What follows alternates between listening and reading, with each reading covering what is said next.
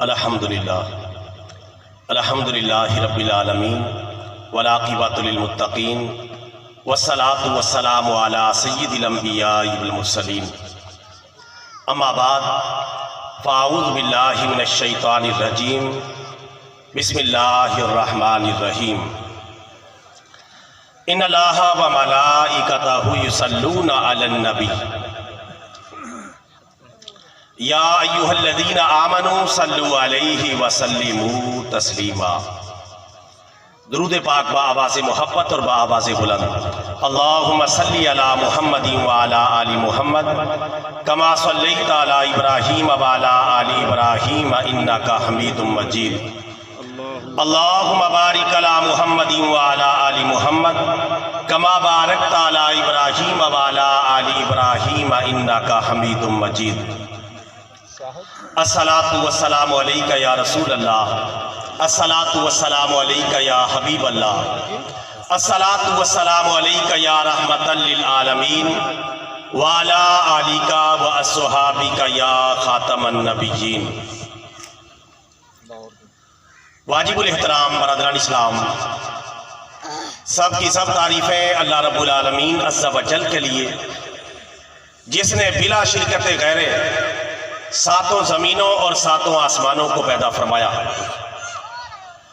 اور درود لامحدود اور سلام بے شمار ہمارے پیارے نبی، ہمارے پیارے آقا، ہمارے پیارے پیغمبر سرکار مدینہ، سرور قلب و سینہ، فیض گنجینہ، صاحب معطر پسینہ، باعث نزول سکینہ، آقا نامدار، مدینے کے تاجدار، سارے نبیوں کے سالار، حبیب کردگار، محبوب پروردگار، جناب احمد مختار، حضرت محمد مصطفیٰ صلی اللہ علیہ وسلم کی ذات گرامی پر کہ جنہوں نے دنیا میں تشریف لا کر حق کا بول بالا فرمایا۔ واجب الاحترام برادران اسلام،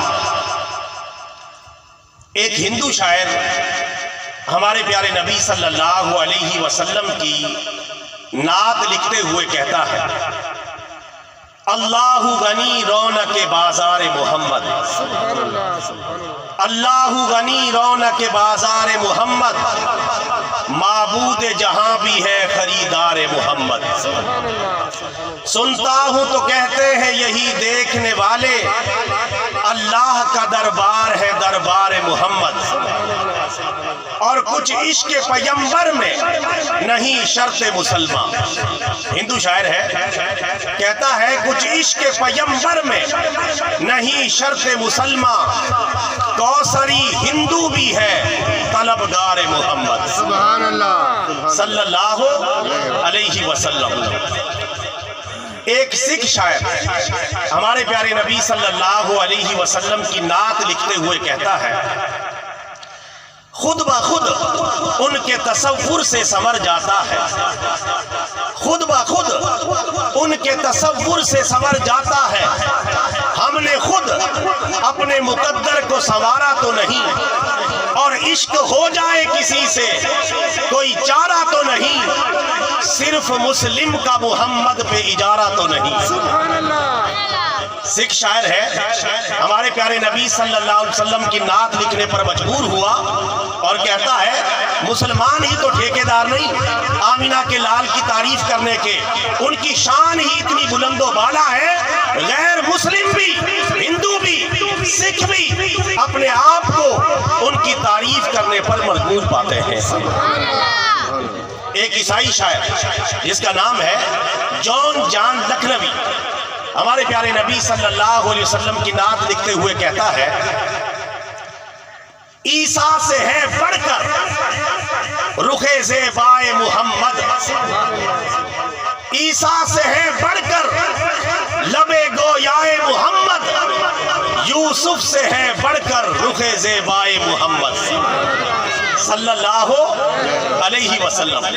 ایک اور عیسائی شاعر جس کا نام ہے نذیر کیسر، ہمارے پیارے نبی کا ایسا نعتیہ کلام لکھا ہے کہ ایمان تازہ ہو گیا۔ اگر میں آپ کو نہ بتاتا تو آپ کو پتہ نہ چلتا کہ یہ کسی ہندو شاعر کا لکھا ہوا نعتیہ کلام ہے یا کسی مسلمان شاعر کا لکھا ہوا نعتیہ کلام ہے۔ معراج کا تصور باندھ کر نذیر کیسر عیسائی نے ہمارے پیارے نبی کی نعت لکھتے ہوئے لکھا ہے، سنیں اور اپنا ایمان تازہ کریں۔ کہتا ہے معراج کی رات کا ذکر کرتے ہوئے، پل میں ورائے عرش گئے اور آ گئے، پل میں ورائے عرش گئے اور آ گئے، انسان کا ہے مقام کہاں تک بتا گئے۔ پل میں ورائے عرش گئے اور آ گئے، انسان کا ہے مقام کہاں تک بتا گئے، اور کیسر اس سے بڑھ کر ہو کیا درس زندگی، جینا سکھا گئے ہمیں مرنا سکھا گئے۔ ایک عیسائی شاعر ہے اور ہمارے پیارے نبی کی نعتیں لکھ رہا ہے۔ سبحان اللہ۔ برادران اسلام، ہمارے پیارے نبی کا مقام اور مرتبہ اتنا بلند و بالا ہے، اپنے تو رہے اپنے، غیر بھی ان کی تعریف کرنے پر اپنے آپ کو مجبور پاتے ہیں۔ مسلم شاعر کا نعتیہ کلام سنا کے میں اپنی بات کو آگے لے کے چلتا ہوں، اور مسلم شاعر میں اپنا شعر یہ آپ کو سناتا ہوں۔ الحمدللہ میرا نعتیہ کلام چھپ چکا ہے صدائے اسلام کے نام سے، اس میں ایک نعتیہ کلام کا تھوڑی سی جھلک آپ کی خدمت میں پیش کرتا ہوں، آقا علیہ الصلوۃ والسلام کی شان اقدس کے حوالے سے، کہ احاطہ کون کر سکتا ہے اخلاق محمد کا، احاطہ کون کر سکتا ہے اخلاق محمد کا، مقابل کون بن سکتا ہے اوصاف محمد کا، اور مٹا کر رکھ دیا اللہ نے دشمن کی نسلوں کو، اور سکہ آج بھی چلتا ہے اولاد محمد کا۔ ہمارے پیارے نبی صلی اللہ علیہ وسلم کا مقام اور مرتبہ بہت ہی زیادہ بلند و بالا ہے۔ میں ایک ایک جھلک آپ کی خدمت میں پیش کروں گا، وقت کے حساب سے عرض کروں گا۔ سب سے پہلے مختصر سی اللہ تعالیٰ کی شان، اس کے بعد پیارے رسول اللہ کی شان، اس کے بعد اسلام کی شان، اور اس کے بعد جو ہمارا آج کا تازہ موضوع ہے نکاح کی فضیلت اور اہمیت کے حوالے سے قرآن و سنت کی روشنی میں اپنی گزارشات پیش کروں گا۔ اللہ تعالیٰ مجھے حق اور سچ کہنے کی توفیق عطا فرمائے، اور ہم سب کو قرآن و سنت والی زندگی اور قرآن و سنت والی موت نصیب فرمائے۔ الحمدللہ میرے بیان میں جو کچھ بھی ہوگا اللہ کے قرآن سے ہوگا اور پیارے نبی کے فرمان سے ہوگا، کیونکہ آپ عوام الناس ہیں، سٹیج سے جو کچھ بھی بیان کیا جائے گا آپ تو تسلیم کر جائیں گے، لیکن اہل سٹیج اس بات کے ذمہ دار ہیں کہ وہ آپ کو کیا بتا رہے ہیں، اللہ کا قرآن بتا رہے ہیں، پیارے نبی کا فرمان بتا رہے ہیں، یا قصے کہانیاں سنا رہے ہیں، یا دائیں بائیں کی ایسے باتیں سنا رہے ہیں جو غیر مستند ہیں، جن کا حوالہ کوئی موجود نہیں، اور ایسی ہوائی باتیں ہیں، سنی سنائی باتیں۔ یہ ہر سٹیج کے علماء کی ذمہ داری ہوتی ہے کہ عوام الناس کو قرآن و سنت کے مطابق رہنمائی فراہم کرے، ورنہ کل قیامت کے دن یہ ذمہ دار ہوں۔ اللہ تعالیٰ ہم سب کو حق اور سچ کہنے کی توفیق عطا فرمائے۔ برادران اسلام، سب سے پہلے اللہ کا تعارف۔ ہمارا پیارا اللہ جس نے ہمیں پیدا کیا، ساتوں زمینوں ساتوں آسمانوں کو پیدا کیا، اور کل مخلوقات عالم کو پیدا کیا۔ جب آقا علیہ السلام نے اعلان کیا عرب میں آ کر کہ اللہ ایک ہے، تو سارے کفار پریشان ہو گئے، کیونکہ وہ 360 خداؤں کی پوجا پاٹ کرتے تھے، ان کی عبادت کرتے تھے۔ انہوں نے آ کے ایک عجیب سوال دار دیا، کہنے لگے اے محمد صلی اللہ علیہ وسلم، آپ یہ کہتے ہیں کہ اللہ ایک ہے، ہمارا خدا تو کوئی پیتل کا بنا ہوا ہے، کوئی سلور کا بنا ہوا ہے، کوئی لوہے کا بنا ہوا ہے، کوئی سنگ مرمر کا بنا ہوا ہے، کوئی مٹی کا بنا ہوا ہے، آپ کے خدا کا ڈھانچہ کیا ہے؟ آپ کے خدا کا مٹیریل کیا ہے؟ آپ کے خدا کے اجزائے ترکیبی کیا ہے؟ آپ کے خدا کو کس چیز سے ماری سے وجود میں لایا گیا ہے؟ اپنے خدا کا تعارف کروائیں۔ آپ کا خدا، اسلام کا خدا، محمد عربی صلی اللہ علیہ وسلم کا خدا کس مٹیریل سے بنا ہوا ہے؟ لوہے کا ہے، سلور کا ہے، پیتل کا ہے، ایلومینیم کا ہے، پتھر کا ہے، دھات کا ہے، کس کا بنا ہوا ہے؟ پیارے آقا صلی اللہ علیہ وسلم سے جب یہ تعارف پوچھا گیا تو آقا علیہ السلام تعارف کرانے کی تیاری کر رہے تھے کہ اللہ تعالیٰ مبارک کر قرآن پاک نازل فرما دیا اور اللہ نے اپنا خود تعارف کروایا سورہ اخلاص میں، اور ایسا تعارف کروایا کہ کائنات میں ایسا تعارف اللہ تعالیٰ کا اور کوئی نہیں کروا سکتا۔ اللہ تعالیٰ نے خود اپنا تعارف کروایا سورہ اخلاص میں کہ میں کون ہوں، میری پہچان کیا ہے، میری تعریف کیا ہے اور میری حیثیت کیا ہے۔ اللہ نے خود اپنے آپ کو واضح کیا، 4 آیات نازل کی سورہ اخلاص میں، اور یہ 4 آیات کے اندر 4 صفات نازل کی ہے، اور یہ 4 صفات صرف اور صرف اللہ تعالیٰ کی ذات پر پوری اترتی ہے، کسی اور پر فٹ نہیں بیٹھتی۔ سورہ اخلاص میں اللہ تعالیٰ نے اعلان کروایا، اے پیارے حبیب یہ آپ سے میرا تعارف پوچھ رہے ہیں، آپ ان کو میرا تعارف کروا دیں۔ قل هو اللہ احد، اے پیارے حبیب تم کہہ دو کہ اللہ ایک ہے، اللہ الصمد، اللہ بے نیاز ہے، لم یلد ولم یولد، نہ وہ کسی کا باپ ہے اور نہ وہ کسی کا بیٹا، ولم یکن لہ کفوا احد، اور اس کے مقابلے کا کوئی بھی نہیں ہے۔ یہ ہے اللہ تعالیٰ کا تعارف، ہمارے پروردگار کا تعارف، خالق کے کل اور مالک کے کل کا یہ ہے تعارف، جس پر اللہ کی ذات کے علاوہ کسی کی ذات فٹ نہیں بیٹھتی، کسی پر یہ صفات لاگو نہیں ہو سکتی۔ قل هو اللہ احد، اے پیارے حبیب کہہ دو کہ اللہ ایک ہے، ایک ہے، اور ایک کا مطلب ایک، اللہ ایک ہے اور کوئی بھی ایک نہیں ہے۔ انسان ہے تو انسانوں کی طرح انسان بڑھے، باقی چیزیں تو باقی چیزوں کی طرح باقی چیزیں بڑی، وہ اللہ ایک ہے، اپنی ذات میں، صفات میں، افعال میں، اعمال میں وہ ایک ہے، اور ذات میں، صفات میں، عبادات میں، افعال میں، اعمال میں اس کے مقابلے کا کوئی بھی نہیں۔ یہ اللہ کا تعارف ہے، یہ اللہ کے علاوہ کسی پر فٹ نہیں آتا۔ دوسرا تعارف کروایا اللہ الصمد، اللہ بے نیاز ہے، اللہ بے نیاز ہے۔ بے نیاز اس کو کہتے ہیں کہ پوری کائنات اس کی محتاج ہو اور وہ کسی کا محتاج نہ ہو، اس کو کہتے ہیں بے نیاز، اور یہ صفت صرف اور صرف اللہ رب العالمین عز و جل کی ہے، اس کے علاوہ کسی اور کی نہیں ہے۔ تیسری صفت لم یلد ولم یولد، نہ وہ کسی کا باپ ہے اور نہ کسی کا بیٹا۔ یہ تعریف بھی صرف اللہ عز و جل پر صادق آتی ہے، کسی اور پر صادق نہیں آتی۔ کوئی ایسی ہستی نہیں جو نہ تو کسی کا باپ ہو اور نہ کسی کا بیٹا ہو، اس کا اس حوالے سے رشتہ ہی کوئی نہ ہو۔ یہ بات بھی صرف اور صرف اللہ پر پوری اترتی ہے کہ نہ وہ کسی کا باپ ہے اور نہ کسی کا بیٹا۔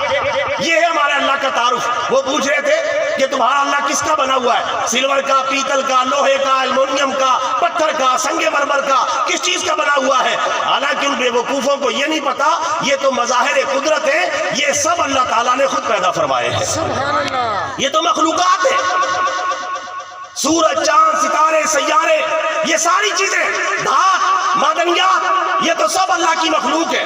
لیکن وہ سمجھ رہے تھے کہ خدا ان سے بنا ہوا ہے، اور جو خدا ان سے بنا ہوا ہو وہ سچا خدا ہو سکتا نہیں، کیونکہ ان چیزوں کو فنا ہے اور اللہ تعالیٰ کو فنا نہیں ہے۔ باقی ہر چیز کو فنا ہے، اللہ کے علاوہ ہر چیز کو فنا ہے۔ اللہ قرآن میں فرماتا ہے کل من علیہا فان، ہر چیز فنا ہو جانے والی ہے سوائے اللہ کی ذات کے، اس کے لیے فنا نہیں ہے، اس کے لیے بقا ہے۔ اور چوتھی صفت اللہ کی کیا ہے؟ وَلَمْ يَكُنْ لَهُ كُفُوًا أَحَدٌ، اس کے مقابلے کا کوئی بھی نہیں ہے، اس کا ہم پلہ کوئی بھی نہیں ہے، اس کا ہمسر کوئی بھی نہیں ہے، اور اس کی برابری کرنے والا کوئی بھی نہیں۔ یہ اللہ رب العالمین کا تعارف ہے۔ اپنے اللہ کو پہچانے، اپنے پروردگار کو پہچانے، اپنے خالق اور مالک کو پہچانے، جس کے سامنے جھکتے ہیں، جس کے سامنے سجدے کرتے ہیں، جس کی عبادات کرتے ہیں، اس پروردگار کو پہچان کر، اس کی ذات اور صفات کو پہچان کر پھر سجدہ کریں گے، پھر عبادت کریں گے، تو عبادت کا مزہ ہی دوبالا ہو جائے گا۔ علامہ اقبال رحمۃ اللہ علیہ فرماتے ہیں وہ ایک سجدہ جسے تو گراں سمجھتا ہے، ہزار سجدوں سے دیتا ہے آدمی کو نجات۔ اور وہ سجدہ کون سا ہے؟ اللہ تعالیٰ کو پہچان کر سجدہ کیا جائے اور اللہ تعالیٰ کا تعارف حاصل کر کے سجدہ کیا جائے۔ یہ ہمارا اللہ ہے جس کا یہ مختصر سا تعارف سورہ اخلاص میں مگر جامع تعارف کروا دیا گیا ہے۔ ایک مرتبہ یہ سندھ کا علاقہ ہے، اس علاقے میں ایک مسلمان نے ایک ہندو کے بت کی گردن اڑا دی۔ اب وہ ہندو آیا، ایک مسلمان گورنر تھا زکریا خان اس دور میں، اس کے پاس آیا، کہنے لگا کہ آپ کے مسلمان نے ہماری خدا کی گردن اڑا دی ہے، ہمارے خدا کی گردن اڑا دی ہے، تو مجھے بدلہ دلوائیں، اس نے ہمارے خدا کا نقصان کر دیا ہے، اس کی گردن ہی اڑا کے رکھ دی ہے۔ وہ گورنر بڑا سمجھدار تھا، اس نے کہا دیکھو بالکل آپ کا حق بنتا ہے کہ آپ کو بدلہ دلوایا جائے، لیکن میں خدا کا بدلہ انسان سے نہیں دلواؤں گا، اس نے آپ کے خدا کی گردن اڑائی ہے تو میں آپ کو انصاف فراہم کروں گا، آپ اس مسلمان کے خدا کی گردن اڑا دیں، اس مسلمان کے خدا کی گردن اڑا دیں۔ وہ کہنے لگا جی ان کا خدا تو وراء الورا ہے، ان کا خدا تو عظیم ہے، پوری کائنات کا شہنشاہ، اکیلا یکا تنہا، وہ مالک و مختار ہے، اس کو کون قابو کر سکتا ہے، اس کی گردن کون اڑا سکتا ہے، جس کی صفات بھی اعلیٰ، جس کی ذات بھی اعلیٰ۔ اس نے کہا جی میں انسان سے پھر بدلہ نہیں دلوا سکتا، اگر آپ نے اپنے خدا کا بدلہ لینا ہے تو مسلمانوں کے خدا سے بدلہ لے لیں، آپ بھی وہ کام کر لیں جو مسلمان نے کیا ہے۔ ہندو نے کہا نہیں، غلطی میری ہے، بات سمجھ میں آ گئی ہے، کلمہ پڑھ کے مسلمان ہو گیا۔ میرے بھائیوں، ہم اتنے عظیم پروردگار کے ماننے والے، اپنے خالق کے کائنات کے ماننے والے، اللہ تعالیٰ ہمیں اپنی ذات کی قدر کرنے کی توفیق عطا فرمائے۔ برادران اسلام، اس کے بعد ہمارے پیارے نبی صلی اللہ علیہ وسلم کا نمبر آتا ہے، آقا علیہ السلام کی شان اقدس کا نمبر آتا ہے، اور ہمارا پیارا نبی اللہ تعالیٰ نے ہمیں ایسا عظیم نبی عطا فرمایا ہے جو پوری کائنات کا نبی ہے اور بین الاقوامی نبی ہے۔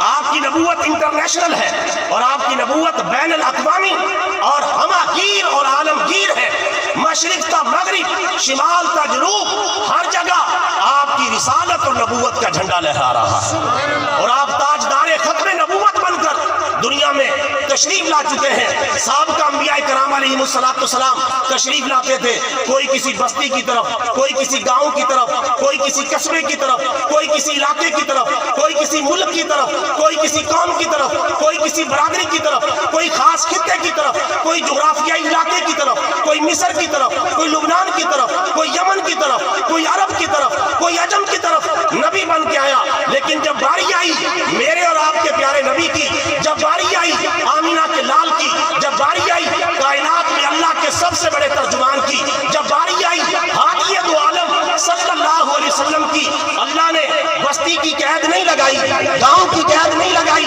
شہر کی قید نہیں لگائی، ملک کی قید نہیں لگائی، برادری کی قید نہیں لگائی، جغرافیائی خطے کی قید نہیں لگائی، عرب عجم کی قید نہیں لگائی، شمال جنوب کی قید نہیں لگائی، زمین و آسمان کی قید نہیں لگائی، کسی خاص عالم کی قید نہیں لگائی۔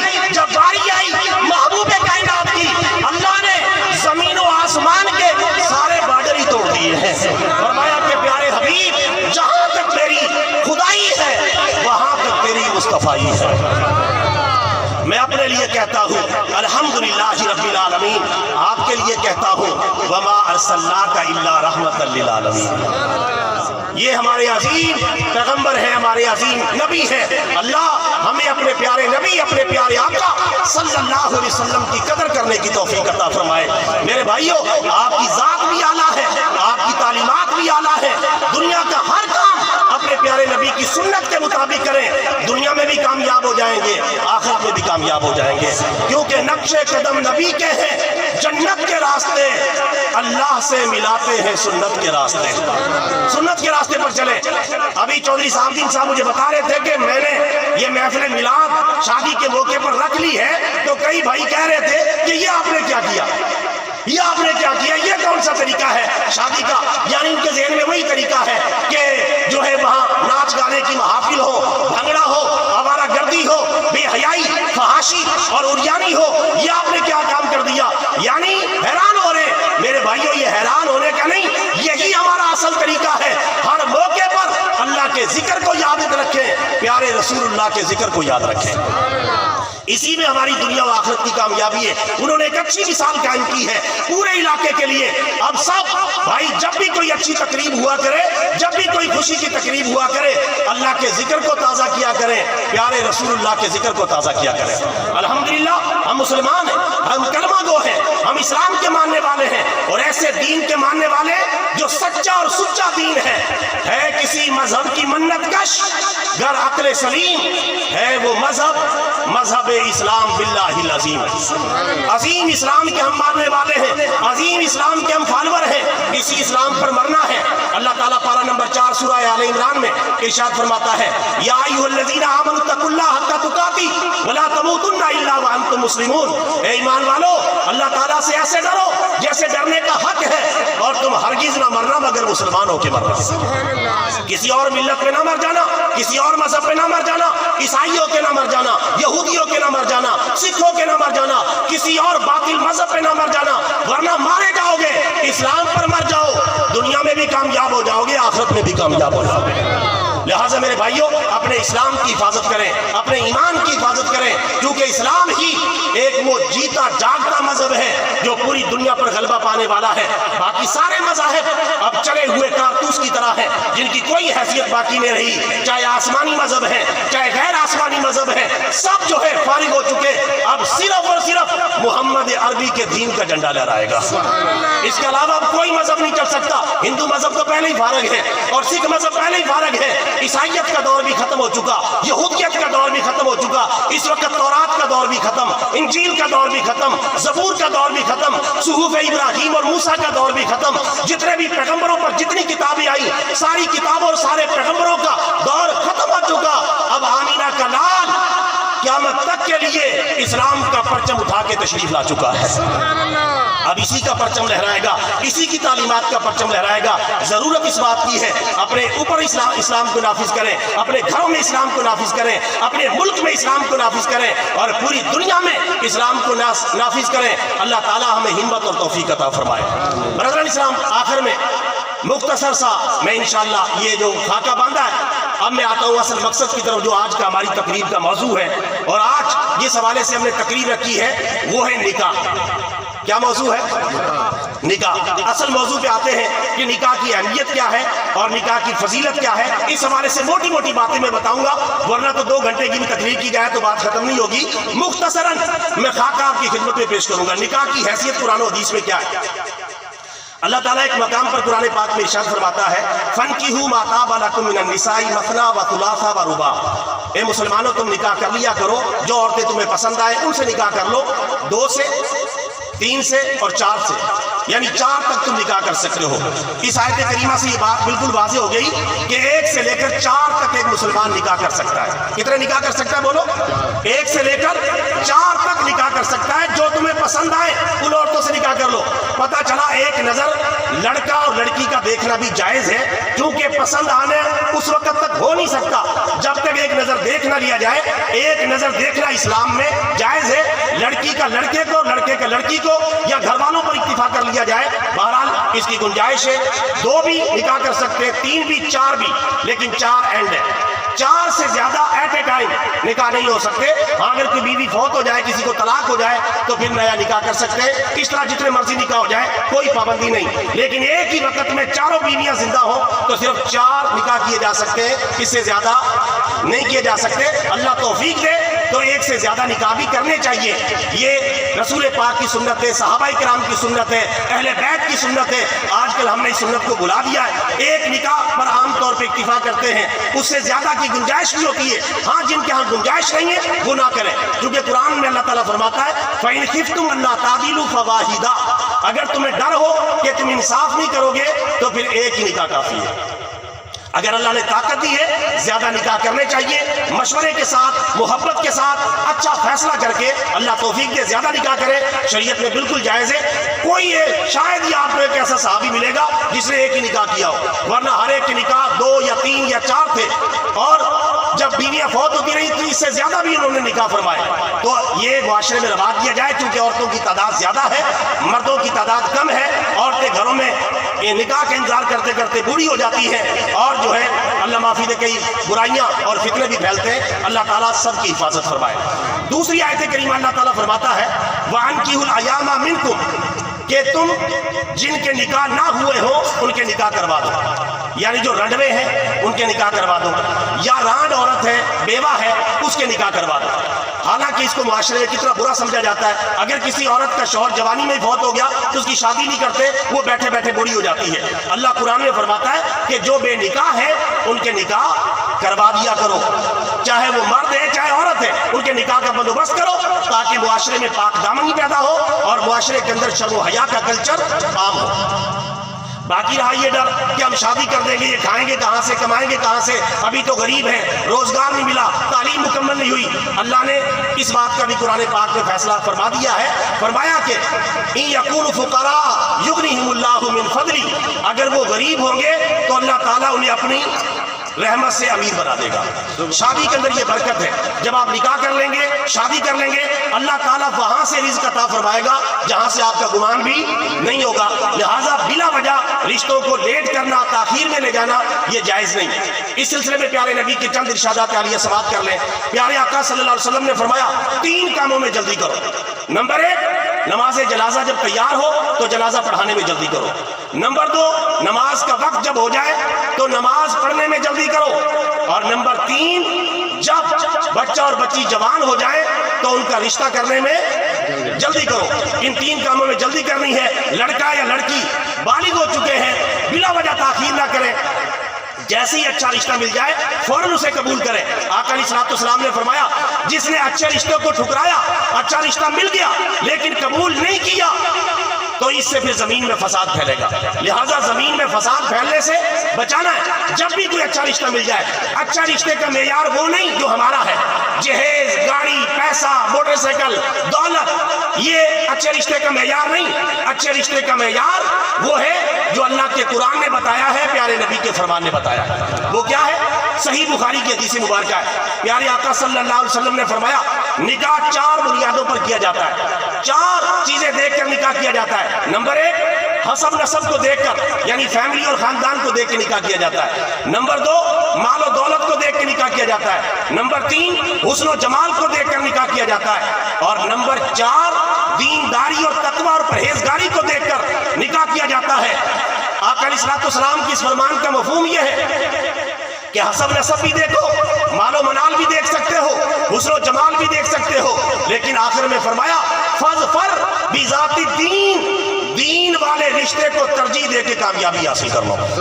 جہاں دیندار، متقی اور پرہیزگار رشتہ ملے اس کو ترجیح دے کے کامیابی حاصل کرے، انشاءاللہ گھر جنت کا نمونہ بن جائے گا۔ لہٰذا میرے بھائیوں، آقا علیہ السلام نے یہ بات بھی بالکل واضح کر دی ہے۔ آخر میں عرض کروں گا کہ نکاح کے حوالے سے صرف 5 چیزیں اسلام میں ہیں، باقی سب فضولیات ہیں۔ نکاح اسلام کے اندر اگر میں آپ کو بتاؤں تو صرف 5000 روپے میں بھی نکاح ہو جاتا ہے۔ آپ حیران ہوں گے، 5000 روپے میں شادی ہو جاتی ہے، نکاح بھی ہو جاتا ہے، کیونکہ نکاح میں سب سے زیادہ جو ضروری چیز ہے وہ ہے حق مہر، اور حق مہر کم از کم 5000 ہے۔ تو 5000 سے حق مہر کر کے 2 گواہ کھڑے کر کے نکاح کر دیا جائے تو شادی بالکل صحیح ہو جاتی ہے۔ اور شریعت میں شادی سادی ہونی چاہیے، 3 نقطوں کے بغیر۔ شادی سادی، 3 نقطوں کے بغیر، بالکل سادی، سادگی والی شادی اسلام میں بڑی پسند ہے۔ رسول پاک نے فرمایا سب سے زیادہ برکت والا نکاح وہ ہے جس میں خرچہ کم سے کم ہو، جس میں خرچہ کم سے کم ہو۔ اور ہم کی شادی کو بڑی شادی سمجھتے ہیں جس میں خرچہ زیادہ سے زیادہ ہو، قرضہ لے کے ادھر ادھر سے پیسہ اکٹھا کر کے زیادہ سے زیادہ نمود و نمائش، دکھلاوا، شہرت، جس میں زیادہ ہڑباؤں بچائی جائے اس کو سمجھتے ہیں برکت والا۔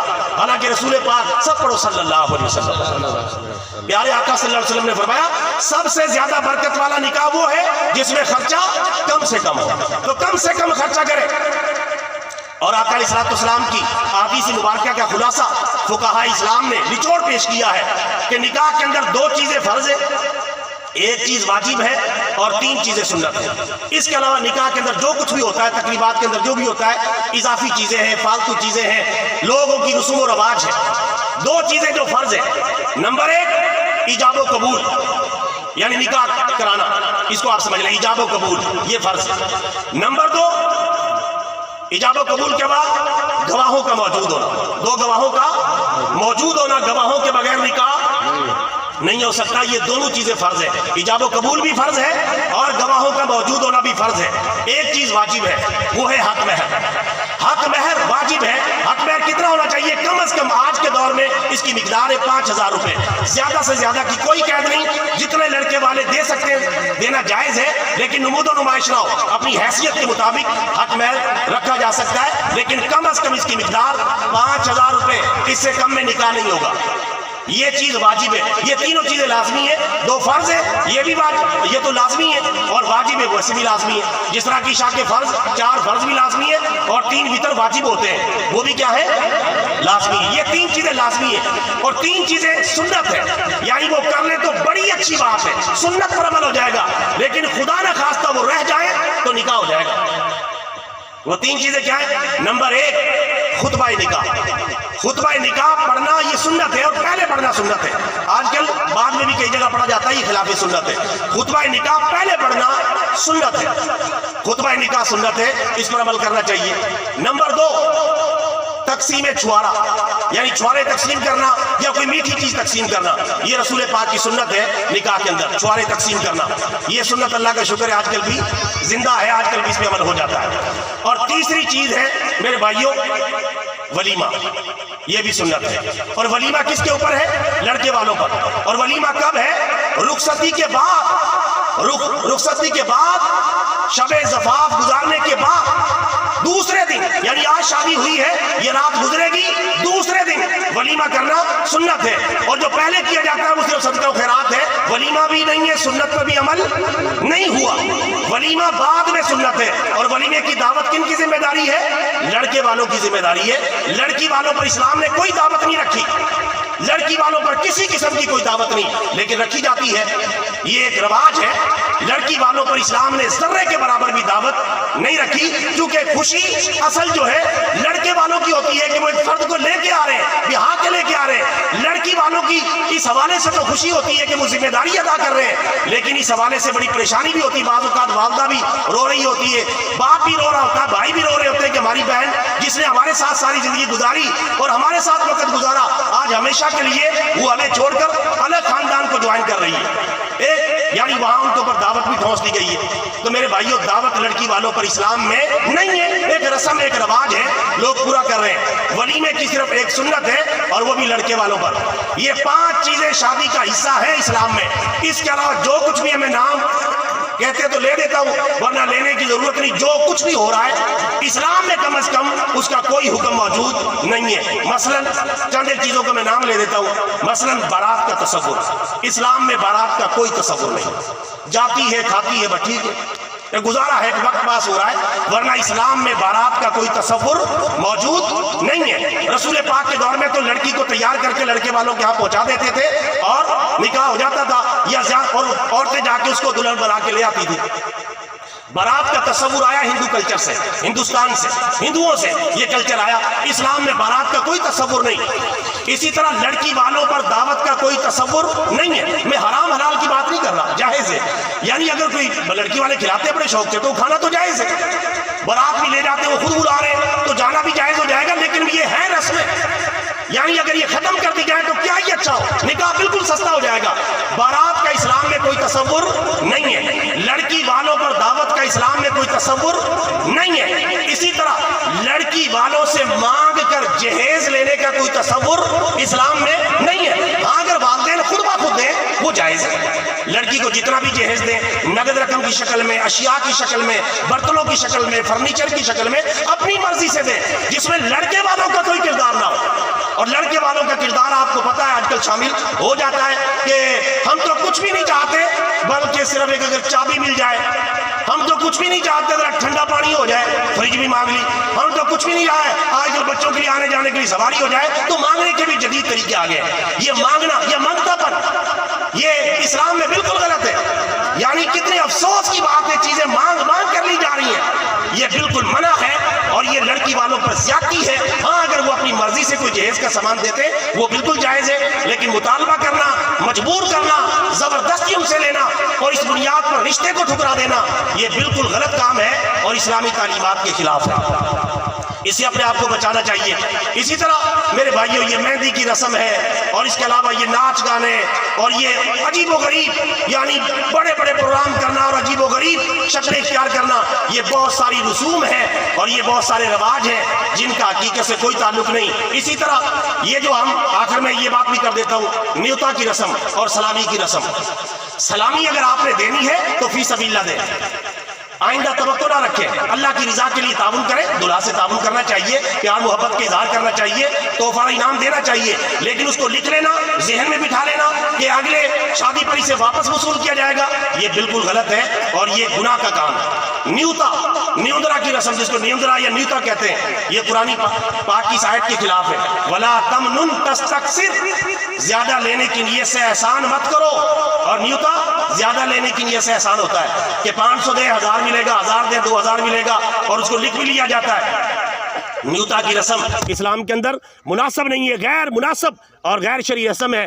جو آپ نے تعاون کرنا ہے اللہ کی رضا کے لیے کریں، چاہے سلامی کی شکل میں اور چاہے نیوتے کی شکل میں۔ میرے بھائیوں اگر ہم یہ ساری رسمیں چھوڑ دیں، شادی بالکل آسان کام ہو جائے گا، چند ہزار روپے میں شادی کرنا ممکن ہو جائے گا، نہ لڑکے بے نکاح کے رہیں گے اور نہ لڑکیاں بے نکاح کے رہیں گی، بڑی آسانی کے ساتھ سادگی کے ساتھ نکاح ہو جائے گا۔ افسوس کی بات ہے ہم نے نکاح کو مشکل بنا دیا ہے، اور نکاح کو مشکل بنا دیا اور زنا کو آسان بنا دیا ہے، بدکاری کو آسان بنا دیا ہے۔ نکاح کا تصور آتے ہی 5 سے 10 لاکھ کا تصور آتا ہے، اور زنا اور بدکاری اللہ معاف فرمائے وہ معاشرے میں عام ہو رہی ہے۔ لہٰذا آؤ پکا ارادہ کریں کہ انشاءاللہ نکاح کی تقریب سنت کے مطابق کریں گے۔ اونچی آواز سے کہہ دو انشاءاللہ۔ میرے بھائیوں قدم اٹھائیں، کوئی تو بندہ قدم اٹھائے، کوئی تو ہمت مارے، کوئی تو آگے بڑھے، ان رسموں کو کچل دے اور ان رسموں کو جو ہے چھوڑ دے اور قرآن و سنت کے راستے پر آ جائے، تو انشاءاللہ دنیا میں بھی کامیابی ہے، آخرت میں بھی کامیابی ہے۔ ہم نے ہر طرح کے خرچے کر کے دیکھ لیے، پیسہ خرچ کر کے دیکھ لیا، کیا ملا؟ اب سادگی کی طرف آ جائیں، سنت کی طرف آ جائیں، اسلام کی طرف آ جائیں، رسوم و رواج کو ختم کر کے جو سادگی والی جو شادی ہے اس کی طرف آ جائیں، انشاءاللہ دنیا و آخرت میں کامیابی ملے گی۔ اللہ تعالیٰ سے دعا ہے اللہ تعالیٰ ہم سب کو عمل کی توفیق عطا فرمائے۔ وآخر دعوانا ان الحمد للہ رب العالمین۔